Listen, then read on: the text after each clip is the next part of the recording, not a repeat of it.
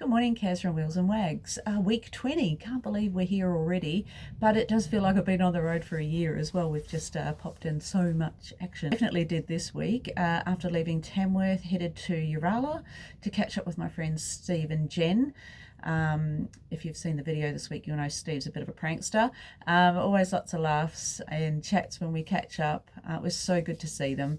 They're going to help get rid of all my beanies I've made, which is great. So they've taken those off and also made them a couple of special ones as well. I think I'll give the beanies a rest for a while and do something else. Just trying to decide what. What did we do? So at Urala, we had a good look around. Unfortunately, we were there on a Monday, but there wasn't much happening. They're open all weekend and not many places are, so a lot of the shops were shut on the Monday, which was a shame. We did get to see the museum, which was really cool, apart from the jump scare from Steve at the end, but that was funny. We couldn't stop laughing. And all the goss about Captain Thunderbolt, who has his own post this week. That was a really interesting story. I have to say, I've never heard of him. I've only ever heard of Ned Kelly as the bushranger. So it was really interesting to learn that this guy was famous as well in his own right. What else did we do? We stayed at the rear of the golf club in town, and that was a free stay if you had paid for a game of golf or you got a meal. Of course we did. Why not? It's not very often I can get to park the bus where I can just walk a few feet and somewhere I can have a meal. So made the most of that this week. Great cook there, really super friendly staff, felt very welcome.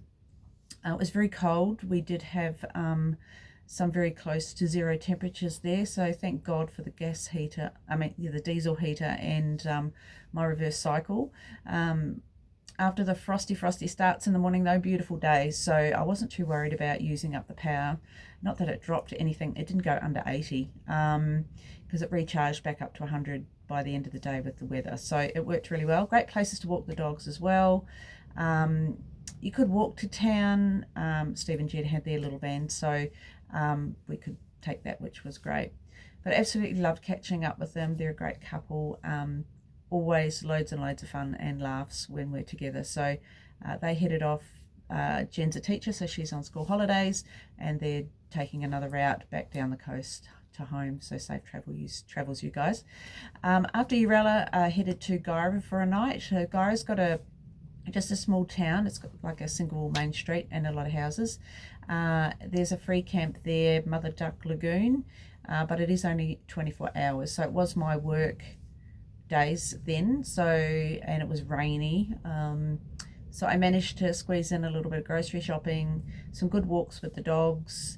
It got down to -1 there, so that was a very cold night.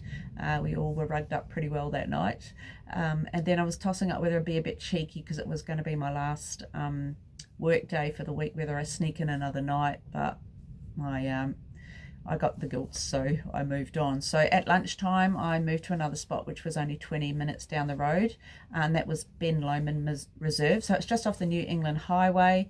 It's probably about 20 minutes from where I was. It's a bit of a skinny road to get out there, but no issues. I had been given the heads up from Steve and Jen, great little place. There was a little, I don't know how to say it, it's a French name, like Devereux or something, dam.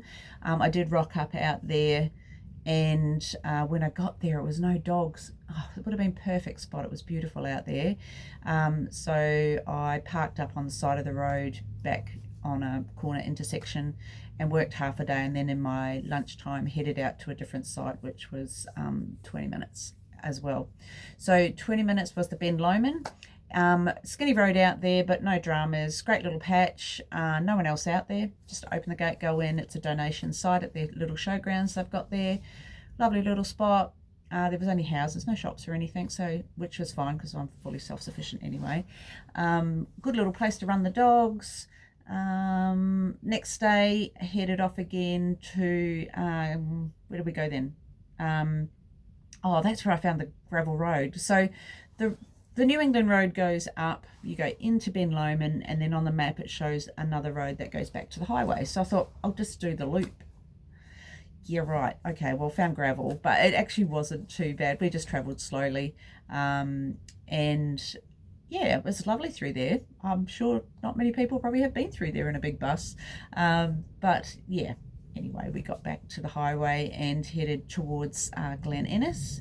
So Glen Innes was quite a big town, and lots of different shops. I sort of headed that way because I'd seen some information about the standing stone, so I was quite curious about that, and a little bit of the history. So I've got Scottish background, so a bit of Celtic in there, but I'm trying to work out what it was, and I've been looking it up. I've got it on the internet here because there's so much to it. Okay, so just a little brief thing, won't tell you all, you can work it out yourselves, but there's 38 standing stones, and there's 24 represent the hours of the day. And then there's a central stone which represents all the Australians and symbolises the link between the old and the new worlds. There's one stone to the north, which is for Scotland, Ireland and the Isle of Man. And then the south stone is for Wales, Cornwall and Brittany. And so there's all different combinations. There's some that will, you can see the sun through when the equinox is there and things like that. So I won't tell you any more, you can look into that. But yeah, it's pretty interesting. Like, it would have taken a bit to do. Apparently there are similar stones in, I think, the Isle of Man and Scotland maybe, which they've sort of taken it off, but it's more of a tribute to the Celts that came into the area in the 1800s. Yeah, pretty cool spot. Good one for the bus because I could park up there. Short walk up to the lookout, which looked over the town. That was great too. Really enjoyed that. In town, they've also got the turbine blade that the dogs and I went and checked out. That thing's huge, and that was only one of them. So yeah, it was really good to see that up close actually, just to get an idea of how big those things are. I mean, I know they're big, but it's like 5+ lengths of my bus is just one of those blades, which is pretty amazing. Where to next? So where to is I'm chasing the border now. Being up in the, I love being up in the hills. So I'm coming back to New South Wales, but in a smaller vehicle so I can get out to some of these national parks because I've just, yeah, there's waterfalls and walking trails and stuff that I've just not got to. So, yeah, I think next trip I'll try and bring something a little bit smaller, and I'm going to get out to those places because I feel like I'm missing out. But I'd really love to come back, spend a lot of time in New South Wales. I've really enjoyed getting up in the hills. It's making me want to go home to visit everybody in New Zealand as well. But yeah, chasing the border this week, and we'll see where we end up in Queensland. So I'm guessing a change of temperature, which is a bit of a bugger because I've got a lot of jumpers now. But anyway, I hope you've had a good week. Here are some photos to celebrate my 20th week. Have a good week, everyone. See ya. Bye. A couple of shout outs I forgot to mention was my new mate Ian from Tamworth Showgrounds. I met him. We were both admiring how each other was carrying motorbikes on the back of our rigs.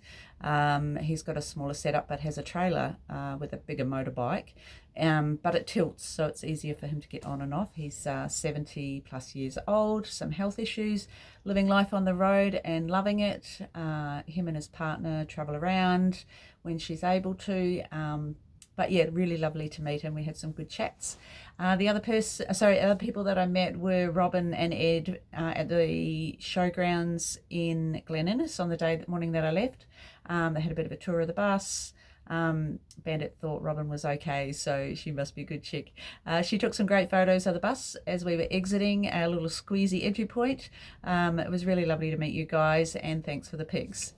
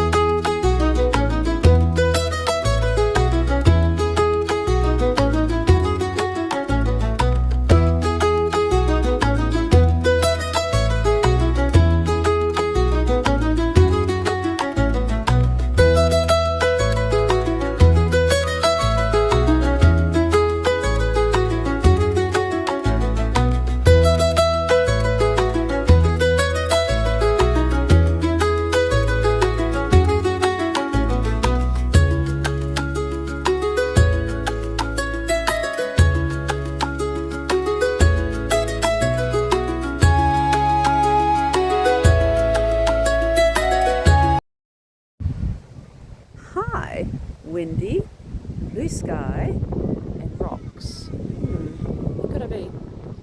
How cool is this? Check this out. These things are massive. Standing in the middle of the standing stones at Glen